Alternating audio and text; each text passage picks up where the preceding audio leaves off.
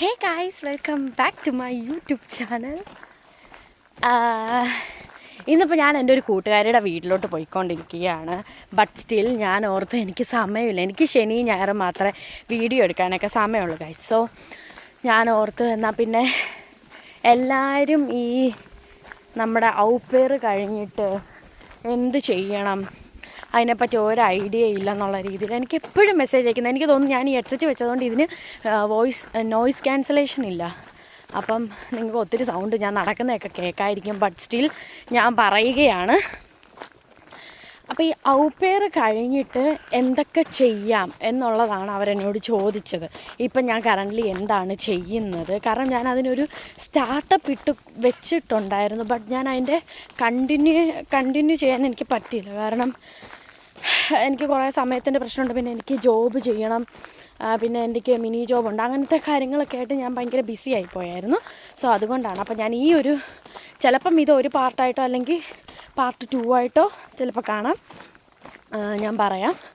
അപ്പം ഔപ്പേർ കഴിഞ്ഞിട്ട് ഇവിടെ നിൽക്കുന്ന ആൾക്കാർ, ഞാനിപ്പോൾ ഔപ്പേറിന് 1 വർഷം ഞാനിവിടെ നിന്നു.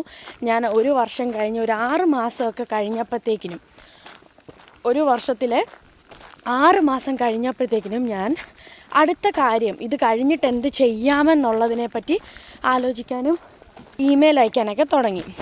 അപ്പം നമുക്കിവിടെ എനിക്ക് ലാംഗ്വേജ് ഇമ്പ്രൂവ് ചെയ്യാൻ വേണ്ടിയിട്ട് ഞാൻ ഡയറക്റ്റ് ഈ ഔപ്പേർ കഴിഞ്ഞ ഉടനെ ഹൗസ് ബിൽഡിങ് നോക്കാതെ ഞാൻ എന്തെങ്കിലും BFTയോ അല്ലെങ്കിൽ FFJയോ ഒക്കെ ചെയ്യാൻ വേണ്ടിയായിരുന്നു പ്ലാൻ ചെയ്തത്. അപ്പോൾ BFT എന്ന് പറയുന്നത് ബുണ്ടസ് ഫ്രൈവിലിക്കസ് ഡീൻസ്റ്റ് എന്ന് പറയും. അതെന്ന് പറയുന്നത് ഇങ്ങനെ നമുക്ക് സ്കൂളുകളിൽ വർക്ക് ചെയ്യാം, ഓൾഡ് ഏജ് ഹോമിൽ വർക്ക് ചെയ്യാം, അങ്ങനെയൊക്കെ ഉള്ളതാണ്. അപ്പം ഇപ്പം ഞാൻ BFT എന്ന് പറയുന്നത് ഞാനിപ്പോൾ ചെയ്യുന്നതെന്ന് പറഞ്ഞാൽ ഒരു സ്കൂളിലാണ് വർക്ക് ചെയ്യുന്നത്. ബുണ്ടസ് ഫ്രൈവിലിക്കസ് ഡീൻസ്റ്റ് അതൊരു സോഷ്യൽ സർവീസാണ്. ഞാനിപ്പോൾ BFT ചെയ്യുന്നത് ഒരു സ്കൂളിലാണ്. അപ്പോൾ ആ സ്കൂളിൽ എന്ന് പറയുന്നത് നമ്മുടെ അവിടുത്തെ ആശാഭവൻ പോലത്തെ സ്കൂളുകളാണ്. മറ്റേ ഡിസബിൾഡ് ആയിട്ടുള്ള പിള്ളേരോടാണ് ഞാൻ വർക്ക് ചെയ്യുന്നത്. അപ്പം അവിടെ നമുക്ക് ഇതൊരു സോഷ്യൽ സർവീസ് ആയതുകൊണ്ട് സ്റ്റൈഫൻഡ് വളരെ കുറവായിരിക്കും. കാരണം പക്ഷെ നമുക്ക് കുറേ സ്ഥലത്ത് ഓഫറുകൾ, നമ്മുടെ ഇതിൻ്റെ ഒരു കാർഡ് കിട്ടും. നമുക്കിപ്പം ഇവിടുത്തെ റെസിഡൻസ് പെർമിറ്റ് ഉണ്ടല്ലോ, ആ റെസിഡൻസ് പെർമിറ്റ് കാണിച്ചു കഴിഞ്ഞാൽ നമുക്ക് കുറേ സ്ഥലത്ത് ഓഫറും കാര്യങ്ങളും ഒക്കെ കിട്ടും. ബിക്കോസ് നമ്മൾ സോഷ്യൽ സർവീസ് ആണല്ലോ ചെയ്യുന്നത്, അതുകൊണ്ട് ഓഫറും കാര്യങ്ങളുമൊക്കെ നമുക്ക് കിട്ടും. ഇത് ചെയ്യുന്നതിലൂടെ എനിക്ക് മനസ്സിലായത് എനിക്ക് എൻ്റെ ലാംഗ്വേജ് ഇമ്പ്രൂവ് ചെയ്യാൻ പറ്റി ഒരുപാട്. കാരണം ഈ കിഡ്സിൻ്റെ കൂടെ ആണെങ്കിലും കൂടെ വർക്ക് ചെയ്യുന്നവരോടാണെങ്കിൽ പോലും ഇംഗ്ലീഷ് അവർ സംസാരിക്കത്തില്ല. അപ്പോൾ എനിക്ക് ജർമ്മൻ സംസാരിച്ചേ പറ്റൂ. അപ്പം ഔപ്പേർ കഴിഞ്ഞിട്ട് എൻ്റെ ഒരു സജഷൻ എന്ന് പറഞ്ഞു കഴിഞ്ഞാൽ നിങ്ങൾ BFTയോ FFJയോ ചെയ്യുന്നതായിരിക്കും. FFJ ഇതുപോലെ തന്നെ നമ്മൾ ഓൾഡ് ഏജ് ഹോമിലോ അല്ലെങ്കിൽ FFJ എന്ന് പറഞ്ഞു കഴിഞ്ഞാൽ ഇതുപോലെ തന്നെ സോഷ്യൽ സർവീസാണ്. അതിനും എനിക്കറിയത്തില്ല അതിൻ്റെ ചാർജ് എത്രയാണ്. ബട്ട് എന്തായാലും 600 കുറയത്തില്ല സ്റ്റൈഫൻഡ് കിട്ടുന്നത്. അപ്പം ചില സ്ഥലങ്ങൾ, ചില സ്കൂളുകളിൽ നിന്നൊക്കെ ചിലപ്പോൾ നമുക്ക് റൂം അവർ പ്രൊവൈഡ് ചെയ്യും, ചിലവർ പ്രൊവൈഡ് ചെയ്യത്തില്ല. അപ്പോൾ എനിക്ക് പ്രൊവൈഡ് ചെയ്യുന്നില്ലായിരുന്നു. ഞാൻ ഫസ്റ്റ് എൻ്റെ ഒരു കൂട്ടുകാരിയായിട്ട് റൂം ഷെയർ ചെയ്യുമായിരുന്നു. അപ്പോൾ കുറച്ചല്ലേ നമ്മൾ കൊടുക്കേണ്ടേ ഉള്ളൂ ആവശ്യം നമ്മുടെ റെൻറ്റിന് വേണ്ടിയിട്ട്. ബട്ട് അത് കഴിഞ്ഞ് അവിടുന്ന് മാറിയപ്പോഴത്തേക്കിനും ഞാൻ ഒറ്റയ്ക്ക് പേ ചെയ്യാൻ തുടങ്ങി. അതെനിക്ക് ഒരു 500 യൂറോയോളമാണ് എനിക്ക് പേ ചെയ്യേണ്ടി വന്നത്. സോ അതുകൊണ്ട് എനിക്ക് ഒറ്റയ്ക്കത് ഹാൻഡിൽ ചെയ്യാൻ പറ്റാത്തതുകൊണ്ട് ഞാൻ മിനി ജോബും കൂടെ ചെയ്തു. മിനി ജോബ് എന്ന് പറയുമ്പോഴത്തേക്കിനും തന്നെ നമുക്ക് ആഴ്ചയിൽ, അതായത് നമ്മൾ വർക്ക് ചെയ്യുന്നവരുടെ, ഇപ്പോൾ നമുക്ക് മൺഡേ ടു ഫ്രൈഡേ നമുക്കിപ്പോൾ ജോലി ചെയ്യണമെന്ന് ഓർത്തോ, അപ്പോൾ ആ സമയത്ത് നമുക്ക് എന്തായാലും മിനി ജോബ് ചെയ്യാൻ പറ്റത്തില്ല. അത് ഒരുപാടാണ് നമുക്ക്, അത് നമ്മളെ ടയേർഡാക്കും. അത് കഴിഞ്ഞ് പിറ്റേ ദിവസം നമുക്ക് ജോലിക്ക് പോകാൻ ഭയങ്കര ബുദ്ധിമുട്ടായിരിക്കും. അപ്പം അങ്ങനെ നമുക്ക് ചെയ്യാൻ അലൗഡല്ല. ബട്ട് സ്റ്റിൽ നിങ്ങൾക്ക് ഇങ്ങനെ കാരണങ്ങൾ പറഞ്ഞു കഴിഞ്ഞാൽ നിങ്ങൾ വർക്ക് ചെയ്യുന്നിടത്ത് നിങ്ങളിങ്ങനെ പറയുക, ഇപ്പം ഞാൻ ഒറ്റയ്ക്കാണ് താമസിക്കുന്നത്, അപ്പോൾ എനിക്കിത് പേ ചെയ്യാൻ പറ്റുന്നില്ല എന്നുള്ളത് നിങ്ങളുടെ സ്കൂളോ അല്ലെങ്കിൽ എവിടെയാണോ നിങ്ങൾ വർക്ക് ചെയ്യുന്നത് അവരുമായിട്ട് സംസാരിച്ച് കഴിഞ്ഞാൽ അവർ പറയും കുഴപ്പമില്ല മിനി ജോബ് ചെയ്തോളാൻ പറയും. പിന്നെ നമുക്ക് മിനി ജോബ് ചെയ്യാം. 40 മണിക്കൂറോ അങ്ങനെയൊക്കെയാണ്. ഞാൻ ഫ്രൈഡേയും സാറ്റർഡേയാണ് മിനി ജോബ് ചെയ്യുന്നത്. അപ്പോൾ അതുകൊണ്ട് ഒരു രീതിയിലൊക്കെ നമുക്ക് തട്ടിവിടാൻ പറ്റും, നമ്മുടെ കാര്യങ്ങളൊക്കെ നോക്കാൻ പറ്റും. അപ്പോൾ എങ്ങനെയാണ് അപ്ലൈ ചെയ്യുന്നതെന്ന് ഞാൻ പറഞ്ഞു തരാം. ഇതിപ്പോൾ നമുക്ക് അടുത്ത് തന്നെ നമ്മളിപ്പോൾ ഔപ്പേർ ചെയ്യുന്നതിൻ്റെ അവിടെ തന്നെ നിങ്ങൾക്കിപ്പോൾ നോക്കണമെന്നാണ് താല്പര്യമെങ്കിൽ നിങ്ങൾ അവിടെ തന്നെ നിങ്ങളുടെ ഇപ്പം എൻ്റെ ഒരു ഫോർ എക്സാമ്പിൾ ഞാനിപ്പോൾ താമസിക്കുന്നത് ബ്രുക്ക്മിൽ എന്ന് പറയുന്ന സ്ഥലത്താണ്. അപ്പം ബ്രുക്ക്മിൽ എന്ന് പറയുന്നത് ബാഡ് ഐബ്ലിംഗ് അല്ലെങ്കിൽ റോസൻ ഹൈമിനകത്തുള്ളൊരു വില്ലേജാണ്. അപ്പം എനിക്ക് അങ്ങനെ വേണേൽ കൊടുക്കാം. ലൈക്ക് ഈ റോസൻ ഹൈമിൽ ഇതിലായിട്ടുള്ളത് അറൗണ്ടിലുള്ള ഈ സർക്കിളിൽ എവിടെയെങ്കിലും നിങ്ങൾ ഓൾഡ് ഏജ് ഹോമോ അല്ലെങ്കിൽ ഈ ഡിസബിലിറ്റീസ് ഉള്ള പിള്ളേരുടെ സ്കൂളോ അങ്ങനത്തെ എന്തെങ്കിലും ആദ്യം നിങ്ങൾ BFT എന്നും പറഞ്ഞാൽ അടിച്ചു കൊടുക്കുക, അല്ലെങ്കിൽ FSJ എന്നും പറഞ്ഞാൽ അടിച്ചു കൊടുക്കുക. മെയിൻ പ്ലേസിൻ്റെ പേര് കൊടുക്കുമ്പോൾ നിങ്ങൾക്ക് കുറേ സൈറ്റുകൾ വരും. ആ സൈറ്റിലോട്ടൊക്കെ ഇമെയിൽ അയയ്ക്കുക. എനിക്ക് ഇങ്ങനെ താല്പര്യമുണ്ട്, സർട്ടിഫിക്കറ്റ് വേണം. സർട്ടിഫിക്കറ്റ് B2ൻ്റെ അല്ലെങ്കിൽ എനിക്ക് B2ൻ്റെ 2 മൊഡ്യൂളുണ്ടായിരുന്നു.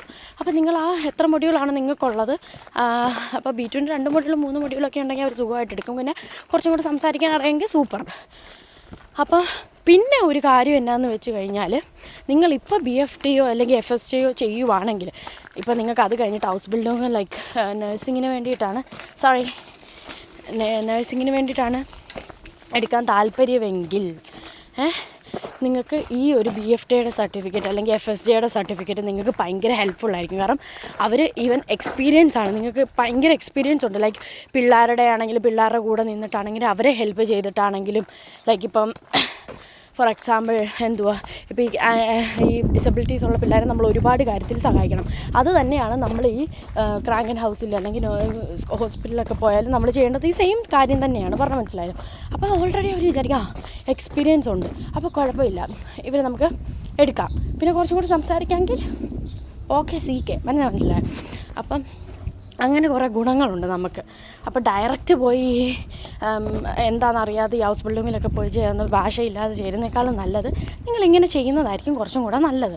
പറഞ്ഞാൽ മനസ്സിലായി? അപ്പോൾ ഇൻ കേസ് ഇപ്പം നിങ്ങൾക്ക് വേണമെങ്കിൽ ഞാനിവിടെ കൊടുത്തേക്കാം എങ്ങനെയാണ് നമ്മൾ ഇമെയിൽ അയക്കേണ്ടതെന്നുള്ളത്.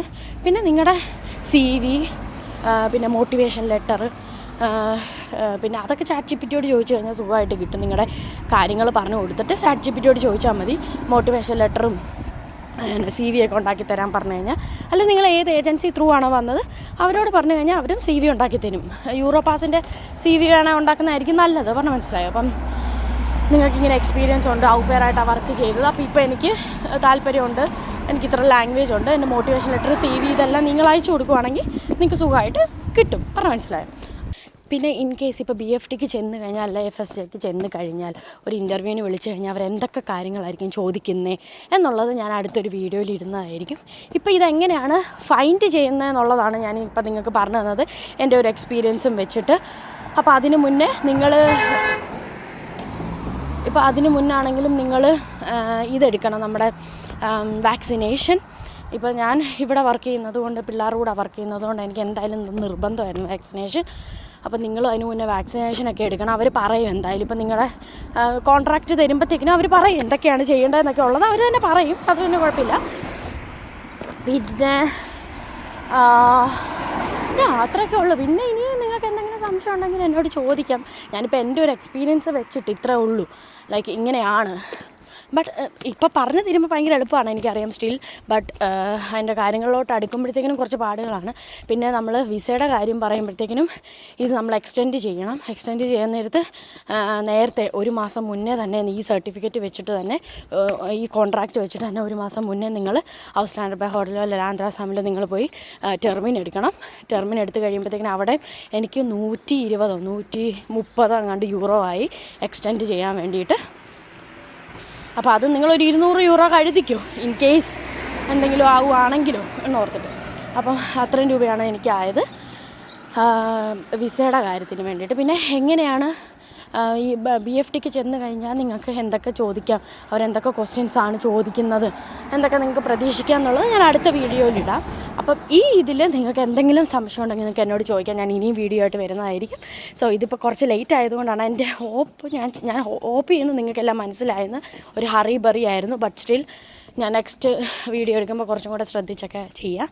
സോ ഈ വീഡിയോ എന്തായാലും ഹെൽപ്ഫുൾ ആണെന്ന് ഞാൻ വിചാരിക്കുന്നു.